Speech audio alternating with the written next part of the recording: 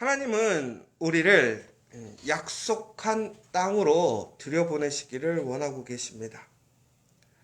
하나님은 우리가 소유할 수 없는 것, 우리가 만들 수 없는 가장 좋은 하나님의 약속의 땅으로 우리를 보내기를 원하고 계십니다.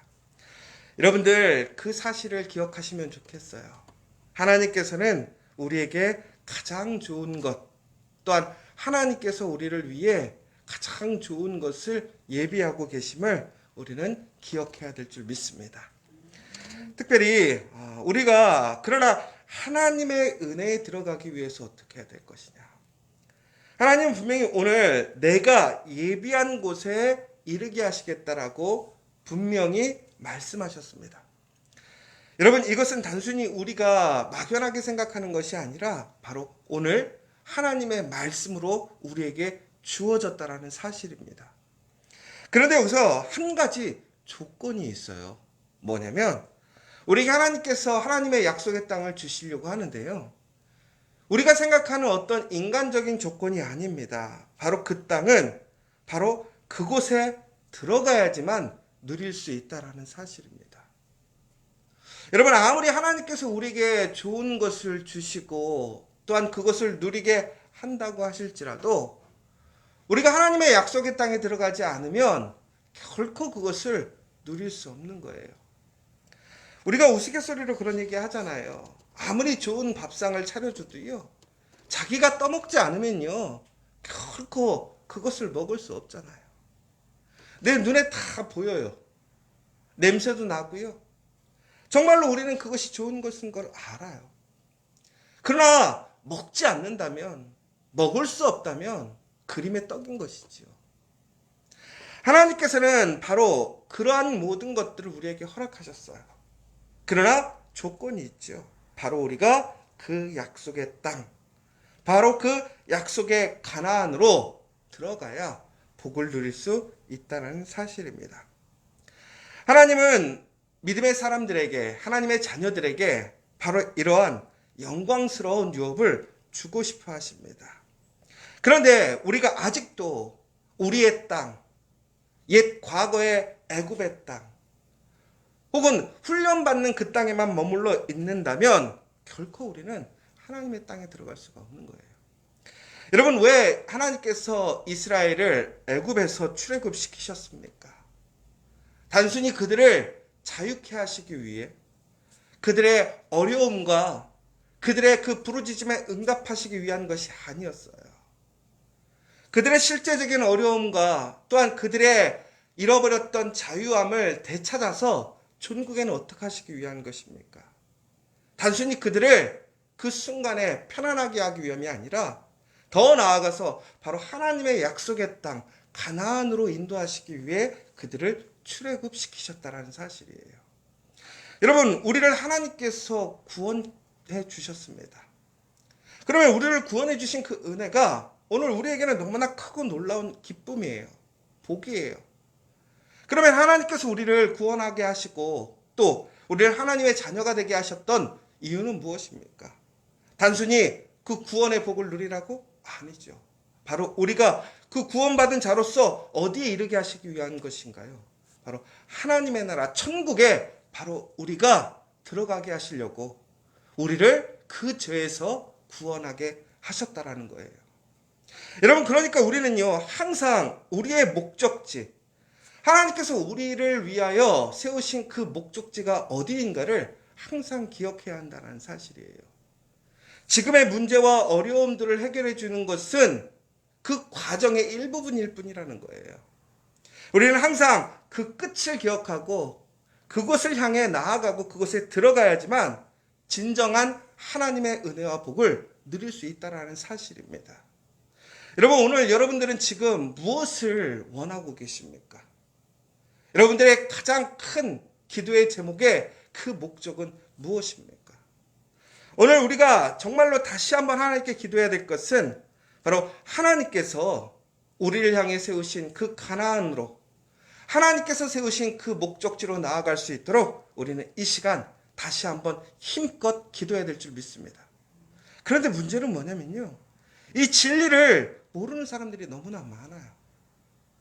그냥 옛 땅에 머물러 있고 지금 그 옛날의 모습을 그대로 간직한 채 하나님의 은혜를 누리고 싶어하는 사람들이 많아요.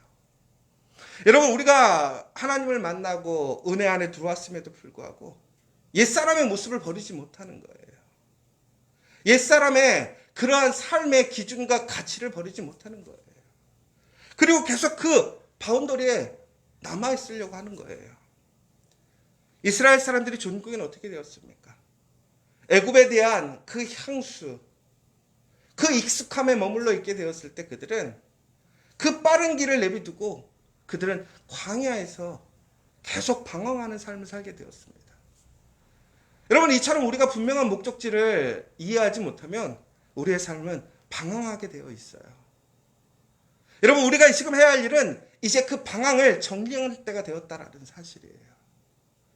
여러분, 정말 이번 40일을 통해서 우리가 지금까지 그렇게 그러한 시간들을 허비하고 우리의 목적을 잃어버렸다면 이 시간을 통해서 다시 한번 분명한 우리의 그 목적지를 향해 다시 출발하는 이 시간 되시기를 간절히 소망합니다.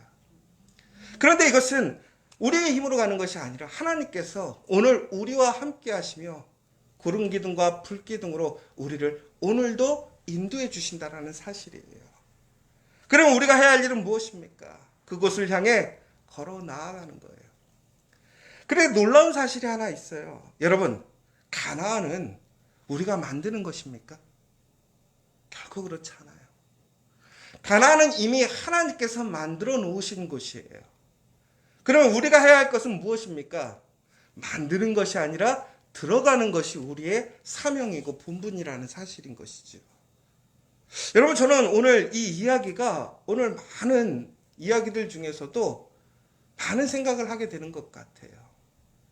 우리는 스스로 무엇인가를 만들려고 합니다.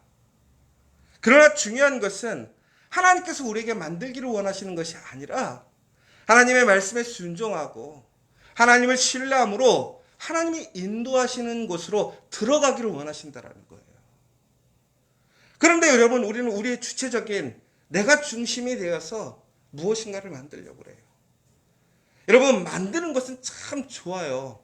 그런데 우리가 이 만들 때 실수할 수 있는 게 뭐냐면요, 내 상황과 내 능력, 내 판단대로 우리가 스스로 그것들을 만들어버린다라는 거예요. 여러분, 가나안 땅을 우리는 만들 수 없어요. 가나안 땅을 우리가 나의 땅으로 만들기 위해서는 내 상황과 내 능력을 살펴볼 수밖에 없어요. 아마 그렇다면 가나안 땅을 내 땅으로 만들 수 없었을 거예요.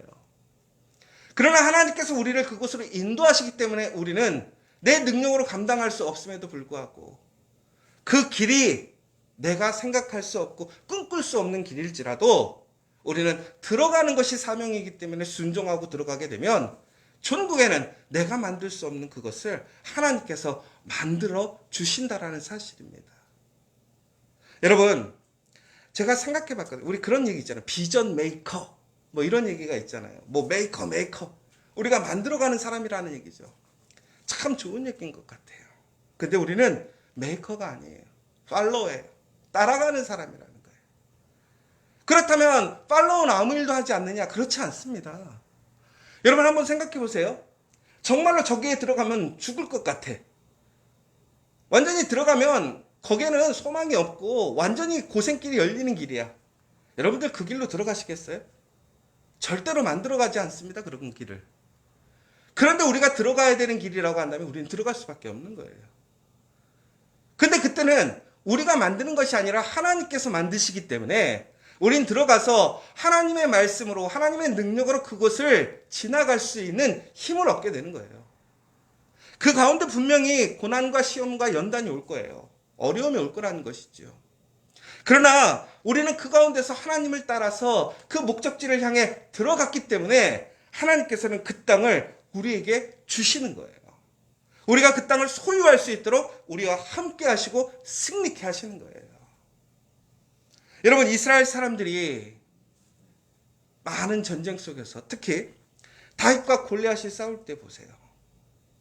골리앗이 엄청나게 큰 사람이고 많은 무기를 갖고 있었어요. 그러니까 아무도 그 사람에게 나아가지 못합니다. 싸움을 만들지 못하는 것이죠. 그러나 다윗은 어떻게 했습니까? 그 하나님의 말씀에 순종해서 들어가는 거예요.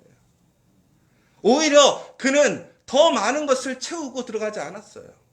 갑옷도 입지 않았고요. 최신의 무기도 갖고 있지 않았어요. 그는 오직 돌팔매질 하나 가지고 그 골리앗을 향해 나아가는 모습을 보게 됩니다. 그가 만들 수 있었습니까? 아니죠. 하나님의 말씀에 순종해서 그는 그 말씀의 현장, 그 하나님의 약속의 현장으로 들어갔던 거예요. 그러니까 그 작은 돌멩이가 그 거대한 골리앗을 무너뜨리고 블레셋을 물리치는 것을 보게 되잖아요. 사랑하는 여러분, 약속의 땅은 하나님께서 우리에게 주신 선물입니다. 영적 유업입니다. 그러나 우리가 그 땅에 들어가지 않고 오늘 우리의 삶의 자리에 머물러 있다면 우리는 결코 그 하나님의 은혜에 참여할 수 없게 되는 것이지요. 약속의 땅은 하나님의 성품과 본성에 근거하여 약속하신 것들을 유업으로 받도록 허락하셨습니다. 우리가 약속의 땅을 만드는 것이 아니라 우리는 그 땅으로 들어가는 것입니다. 그러므로 우리는 오늘 하나님께서 우리에게 주시는 그 땅이 우리에게 주신 선물인 것을 기억하시고 오늘 다시 한번 옛사람, 내가 아직도 나의 땅, 나의 그 삶의 과거의 모습에 아직도 머물러 있다면 이제는 우리가 그것을 모든 것을 내려놓고 포기하고 하나님의 그 말씀의 땅으로 한 걸음 한 걸음 다시 나아가는 우리 믿음의 사람들 되시기를 간절히 소망합니다. 바로 그때 놀라운 변화가 생기는 거예요. 역사가 일어나는 거예요. 여러분, 변화라는 것은 참 어려운 것 같아요. 누구든지 변화를 좋아하진 않아요. 익숙한 게 편해요. 그러나 하나님을 신뢰하고 여러분 그 두려움을 내려놓으시고 오늘 우리는 그 약속의 땅으로 들어가기를 소망합니다. 하나님이 우리에게 비전을 주실 거예요. 하나님의 새로운 꿈을 주실 거예요. 그 꿈은 또한 우리에게 많은 부담감과 두려움이 있어요. 익숙하지 않은 것이 있어요.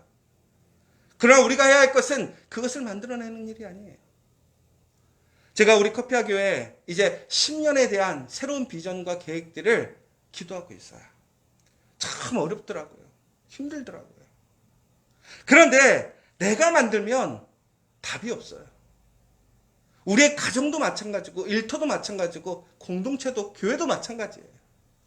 그러나 하나님께서 우리를 위하여 예비하신 그 약속의 땅, 그 약속을 향해 나아가기를 인정하고 오늘 나의 모든 것을 내려놓고 다시 하나님의 말씀대로 나아가게 된다면 우리는 새로운 비전, 새로운 역사, 새로운 은혜로 나아가게 될 줄을 믿으시기 바랍니다.